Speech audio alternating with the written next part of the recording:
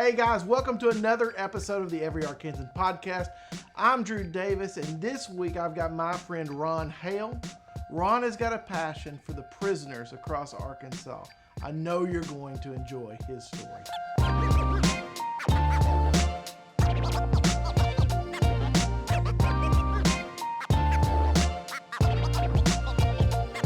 Mr. Hale, thank you for taking the time to hang out with us. Tell us a little bit about yourself. Where are you from? I actually was born in Chicago, and my mom and dad were both from Arkansas, and when dad retired, we moved to Arkansas. I was 14, and but I can remember as a kid, because we'd come visit Arkansas, I said, when are we going to move to Arkansas?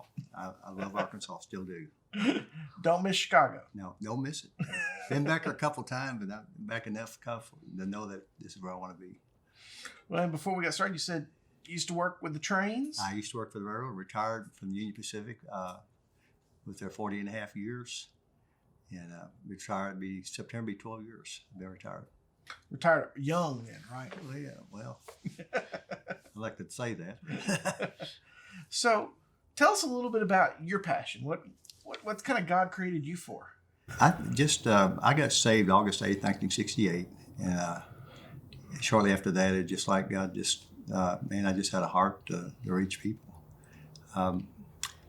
While living in Chicago, I can remember on a couple of occasions the police coming to the house and taking my brother to jail, and we never even discussed it. I remember my mother begging and crying, and so when God called me to the ministry in the prisons, not only do I think about the inmates, but I think about families. I think about the fathers, the mothers, the wives, the husbands, kids that are impacted by their incarceration. And so it's more than just going and talking to inmates. It's thinking about those families. If their lives be turned around, eventually they'll get out, most of them, and hopefully they'll have a new life with Jesus. What was that like, having a sibling that, I mean, most of us look at our siblings as, oh, I want to be like my big brother or whatever, but in a situation like that, what's it like growing up with that? Of course, he stayed in trouble even years after that. Just in and out of a lot of trouble. But, it's something we never discussed. I never talked to my mother about it. I always wanted to let her bring it up, and she never did bring it up. But she never knew that what I heard. The tears and the begging, please don't take him. So it was tough, but it's just one of those things you just deal with. And so you went out. Where were you? When were you that you kind of just said, hey, I'm going to give this prison thing a try? I really, it was just something like just God dropped in my spirit. And I didn't know how to get involved. I didn't know anybody who was doing prison ministry, didn't whatsoever. But I knew it was just an ache or whatever you want to call it. And I went to a prayer meeting one night, didn't even know the people. And we were taking prayer requests. And at the end I said, you need to pray for me. I said, God just speaking to me about prison ministry. And there's a guy in the back, I'll never forget his name, Al Nagy. He spoke up and said, you want to go to prison? I felt, well, sure. He said, well, meet me Sunday night. Tell me where to meet, and you can go with me. And so went down to Tucker prison. Back then it was young inmates, 20 and below. And I thought I was going to go down there and just kind of participate, just to help him. But instead we got down there and they put me in a room with about 10 guys and said, just talk to them by myself. But I knew when I got through, it was in me. It was in me to do. That must have been a scary moment. I remember trying to pump myself up, talking to them, make myself feel comfortable. But as the conversation went along, I just thought, man, this is no different from being in Sunday school class. And it was just, God just used it to say it's going to be okay. How old were you at that time? I was in my early 20s, probably mid-20s. Okay. Yeah. And then what kind of happened after that? you keep going back? Yes. Oh, yeah. It became twice a month. We would go down there, and the chaplain would open up with a song, and he would just divide the guys up.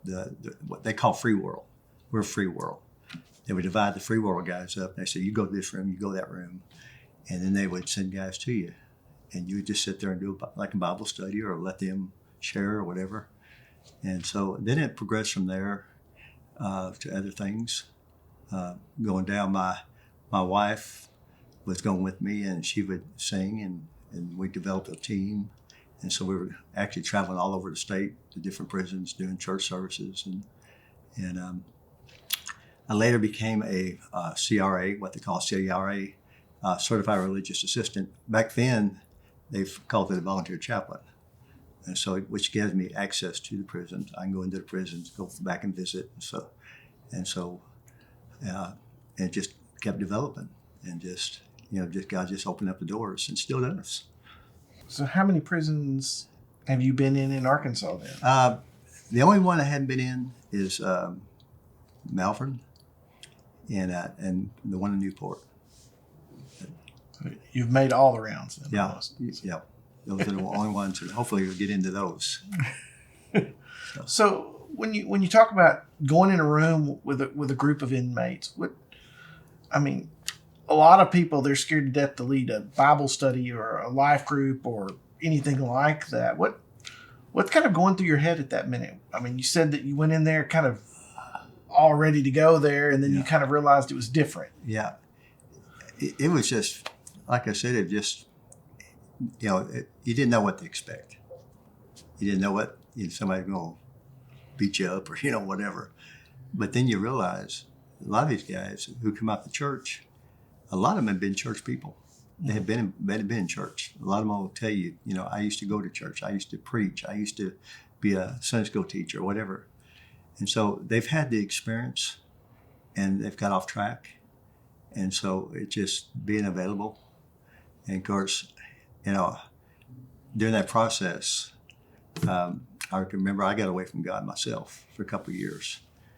And I remember when the day I come back to the Lord, I called the chaplain. I said, I want to come back. And, it just, I didn't want to lose that passion. But it became different after that, because before it was like, I'm the preacher, you're the inmates. Now it's, hey, we're in this thing together. And because the grace that God showed me, you give to them.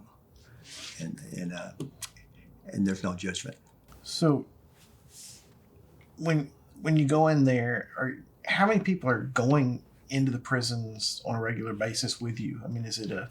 I have right now, since I've been going to New Life, they appointed me to head the prison ministry. Right now I've got 4 to 5 guys that go with me to do church service, and that's rewarding, because I love to see people operating their gift and to let them share. I think the height of arrogance is when I think I got something more important to say than you do. And so it's really great to let them share, and whatever time's left over, I'll close it out. And so just to watch these guys operate and in their gift, it blesses me. Now, I know that you said when you started, you just met up one Sunday night and went. The process is a little bit longer now. Yes. Oh, of course, you have to be vetted. You have to, to go in now, like if you want to go, you have to go through a name, birthday, social security number. You have to go through all this process, and a lot of the guys. That's why I've learned the people I take with me. I just don't say, "Do you want to go?"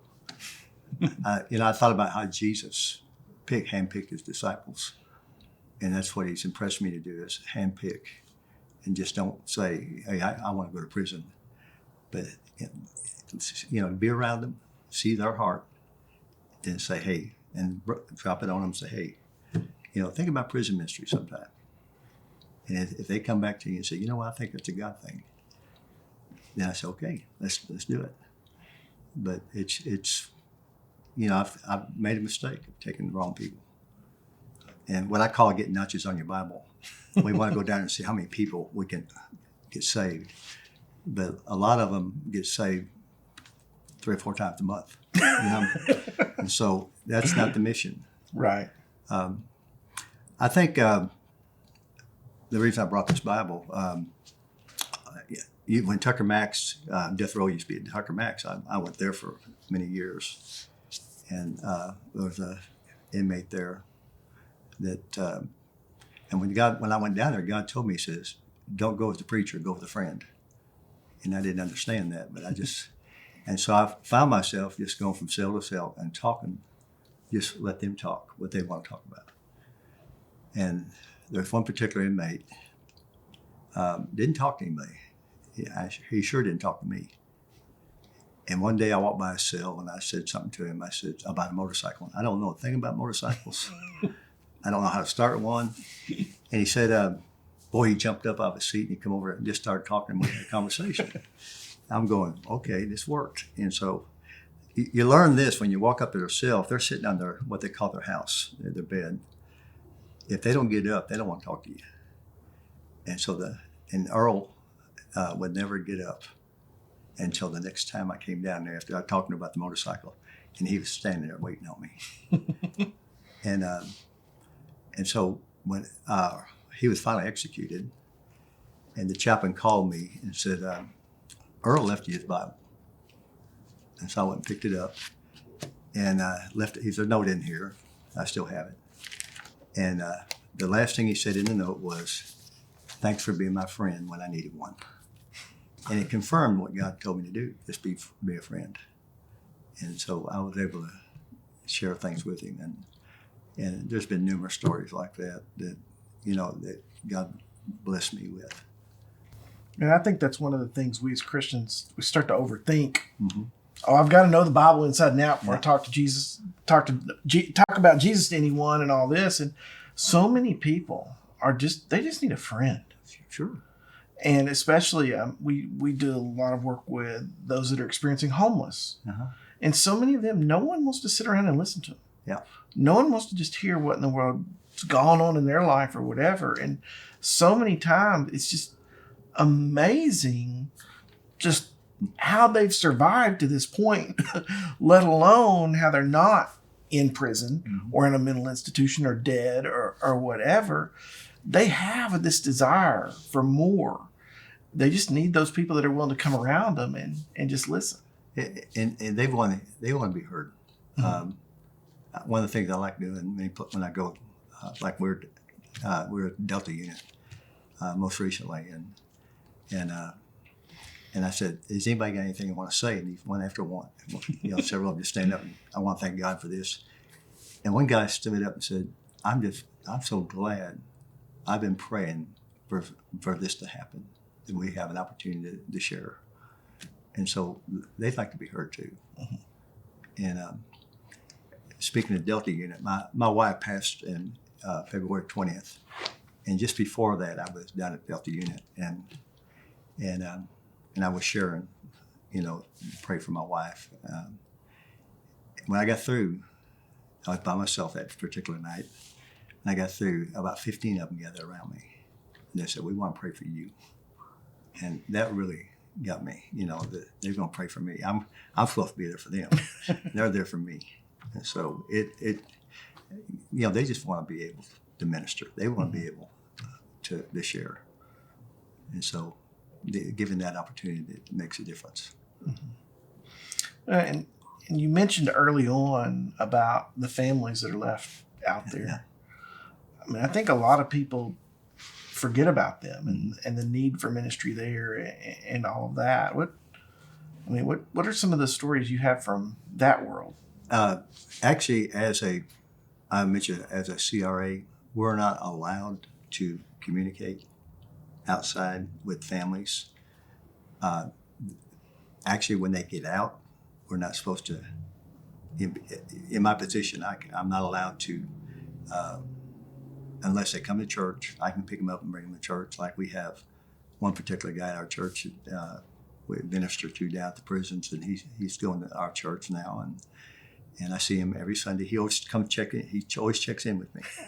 I love it because I'm greeting or ushering, and he'll always look for me and just let me know. Let me know he's there, and when he's not there, he'll let me know. Hey, I was out of town this week or whatever. But again, it's you don't know. I don't know the impact I have on families, or we have the impact on families. No, really a way of knowing. A lot of them do get out and they do contact me, and so it's good. And we've spoken to several other people, Terry Williams at City of Faith, and some others that they're that reentry point. Mm-hmm. So they're that transition from prison back out into the real world, and it's so hard for them because they're in that government transition time. You can't really spend a whole lot of time sharing Jesus with them. It's just got to be through the relationships and the actions. Yeah. We had an inmate several years ago. He was getting out, didn't have a ride to Little Rock to get home. He lived in Fort Smith. His wife worked for the church when he went to church. And so I went down, picked him up, brought him to the bus station in North Little Rock there. And he calls me when he gets home. He said when he got home, he went over to the church to see his wife. And his wife said, "It's going home. I'll be there in a few minutes." And he said when he got home, he sat in the middle of the living room floor. And he couldn't do anything because he was so used to being told every day what to do, when to get up, when to go to bed, when to eat. And the only thing he knew was to sit in the middle of the floor. And so, and I don't understand that because I've never been there. Mm-hmm. But you could tell he didn't know what to do. And they tell us if they go in at 20 years old and they spend 10 years in prison, when they come out, they're still 20 because that's all they know. Mm-hmm. They don't know. They hadn't grown material-wise. So when you're going into the prisons and you're doing this, what's the opportunity with just the warden and the guards and that? Because I mean, I can imagine being in that leadership type position, you get pretty jaded. Yeah. I don't know if it's going to answer your question, but we're required as a CRA. They tell us to minister to the officers also, and we don't call them guards; we call them officers, and they need it too. And just and you got officers that know Jesus, but they can't show any kind of favoritism because they'll use it against them. You know what I'm saying? So if they try to be nice to them, they'll use that. Well, I thought you was a Christian, type thing. And so, oftentimes the officer will say, "Can you talk to so and so? Can you go down there and talk to this guy?" And they'll help you and lead you to the people to talk to. And I can remember down at Pine Bluff one time, I did church service, getting ready to leave, and the officer said, "We got a guy back in the back and tried to commit suicide. Would you go back there and talk to him?" I thought, sure. Well, see, I didn't know what to expect. So I go in this room by himself. There's a mattress there. He's sitting on that mattress with nothing, no clothes on, no whatsoever. Now, that's a strange situation. just sit on that mat with him and share things with him. So sometimes you're called on that stretches you, and that you really have to depend on God for answers. And if it's best to say, "I don't know," than to try to make up something. Just to be honest with them, I don't know. I don't have an answer for that, and just be honest with them. They detect somebody who's real and somebody who's not. They're cons. Oh, okay. They don't call them cons for nothing. Okay, some of them, what they call running games. They try to get things out of you, not because they want it. It's a game to them. Right. They try to beat you. They try to beat the system, and so you learn that. And sometimes you got to get hooked by those games before you learn it. So you've been in the prisons for 30 plus years, I guess. somewhere between 40 and 45, probably. So from that early day till now, what have you seen different? As far as the inmates? Because one of the things we talk about here, we have a lot of kids that when they graduate, they're looking at, before they're 21, they're either going to be dead or in prison. Yeah. They can't see any distance in front of their own nose, so to speak. The inmates that are in there, are they younger than they used to be? Are they more extreme than they used to? I mean, what's kind of changed inside there? It's I don't know much difference. I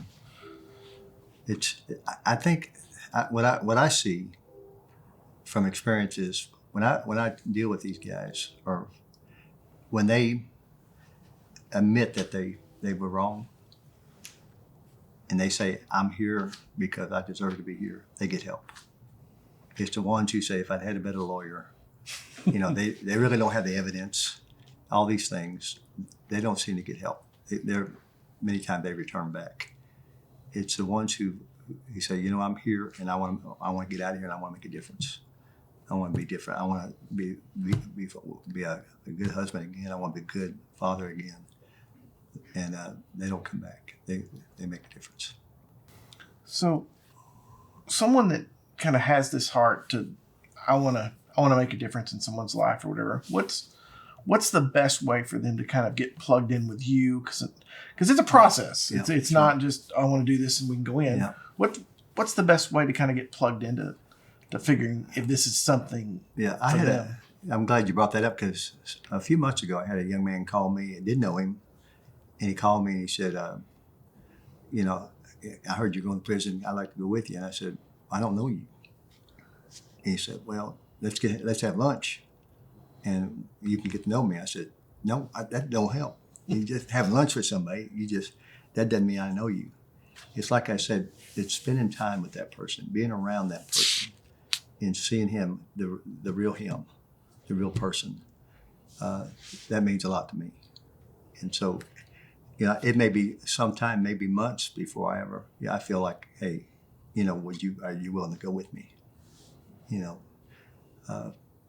It's something I don't advertise at church, even what we call launch at church. Mm-hmm. They ask, do I want to set up a table? I said, no, because I've made those mistakes. Like I said before, I made those mistakes of just saying, if you want to come, just let me know. And they go down there and it's disastrous. So the best way to get involved with it is get to know Ron. Yeah, or get to know somebody that's in that ministry, and just it's out there. They're always needing help, and like I said, there's several prisons in our state. Many I cannot tell you how many, but we've got several in our state, and there's all kind of need for help. But if you go in that attitude with, I want to put notches on my Bible, like I said, it's the wrong motive. It's this young man that called me. He said, I